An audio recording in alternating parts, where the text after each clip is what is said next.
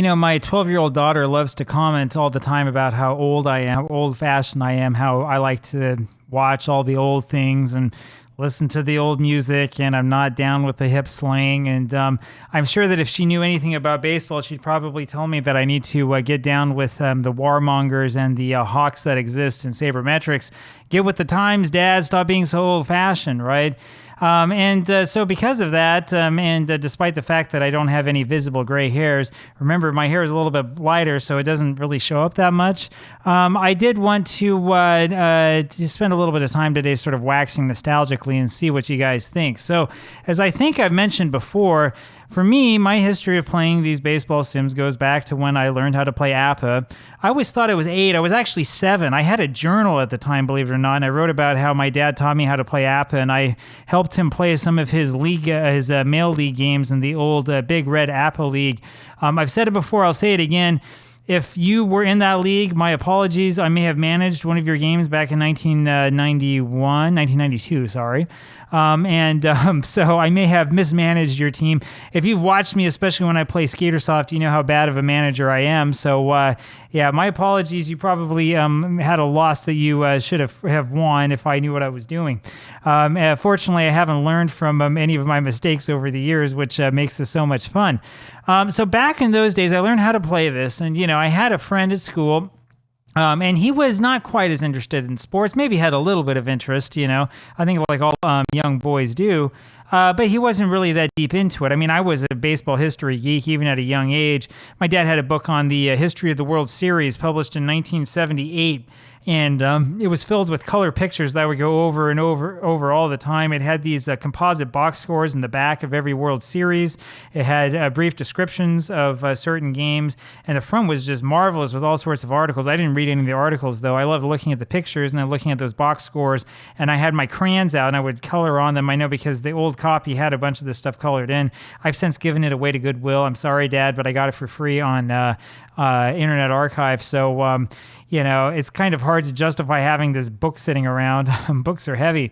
But regardless, I was always interested in baseball. I was interested in the history. I knew the lingo. I knew what was up. I knew what was going on. And so when I learned how to play APBA the first time, I was fascinated. I loved doing it. I especially liked playing with old seasons, right? My dad had that old 1927 APBA season, the old 1941 season, the old 1908 season, and I'd play every now and then and mess around with it. Well, it wasn't long before I tried showing it to one of my friends, and that's where the strange looks come out, right?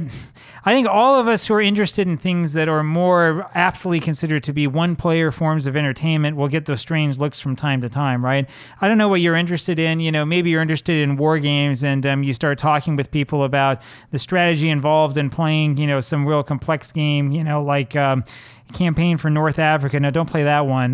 But what do they call it? World in Flames, something like that. You have to have like the charts are so big they take up the whole basement. Actually, I looked into buying that game a couple years ago. With the basement in our home, which is not that small, I still don't think we'd have enough like actual room for all of the charts and the expansions. But that's another story. When you start talking with people who are not initiated in this about this stuff, you see that glazed over look in their eyes, and they're like, when is this conversation going to be over? Yeah, I've run into that before. And so as a result, what I learned how to do when I was young is to stop talking about it, right?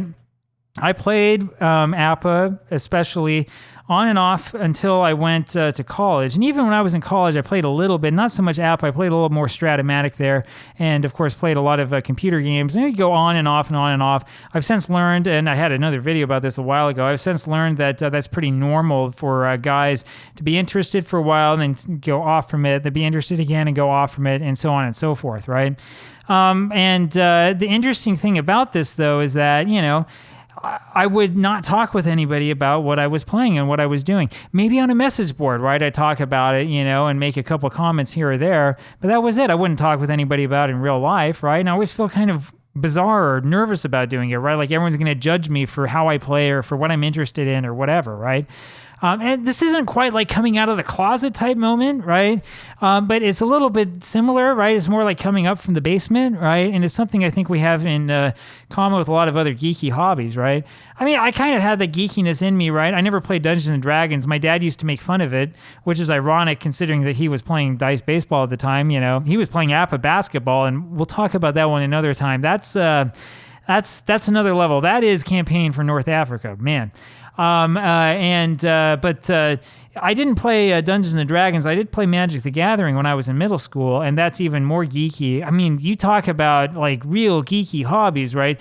At least with, APBA and Strat, we're doing maybe some basic arithmetic and talking about that. We're not talking about infinite combos and about like, cards that are banned or are limited, and trying to make these complicated trades that make options trading look like sharing your blocks in preschool, man.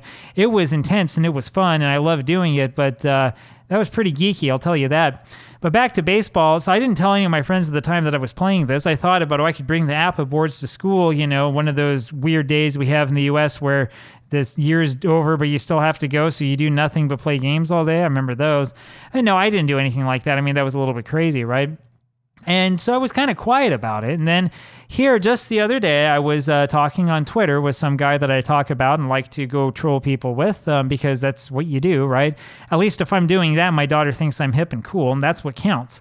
I mentioned on a thread about Ed Walsh that I was replaying the 1908 season, and this guy who I've never met before, who I talk with, a very nice person, says, really, I want to know more about this project. So I sent him the blog and sent him the page for the videos and all this other stuff.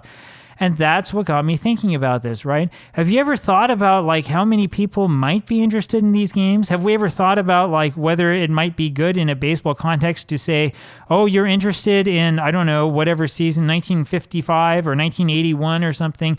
I'm working on a project. I have a website or a Twitter account or a message board thread or something. Come read about it. Come look at it. Come become involved. Come watch me as I mismanage this team and as I make all the mistakes in the world and watch the Yankees give up. How many walks did they give up this morning? It was like 12 walks and a 14-2 loss, right? Yeah, good job on me managing the 1949 Yankees. Geez, I mean, I think I could probably train my dog to manage them better than that. But that's the thing, right? There's a certain amount of liveliness and excitement that comes from these games, and people who are really fans of the sport can feel it and want to be part of it and want to like do it with you, right? I hate to say it this way, but that's one of the problems I have with a lot of these stats guys. I mean, the stats are fine, right? I understand the justification for it. But in a lot of cases, when you really get down to it, these guys care about the stats. They care about the argument. They don't care about the game. How do I know? If they cared about the game, they would come and watch Diamond Mine, watch me play, or they would come play it, or they would have an OOTP project. They would do something like that. If they don't have that, if all they're doing is looking at a bunch of spreadsheets, they're spreadsheet people, man. I mean, I don't know. Whatever. I guess, to each his own, but that's definitely not the place that I'm at. But yeah, that has me thinking more about this. I'm not saying we have to evangelize necessarily all the games that we play and all this stuff, but it might be something nice to think about from time to time. There's no reason why this hobby can't become more mainstream. As I said, it's not as geeky as some of the other games that are really popular out there. So there you have it. I don't think I'll ever prove my daughter wrong. I think I am pretty old-fashioned in my ways, but that's just sort of the way it is. So I hope you guys have a good day. I'm going to spend my evening listening to that September 1939 full broadcast day and get myself back into the old world of radio, which is where the real technology is, man. So by golly, we'll talk to you again tomorrow. Bye-bye.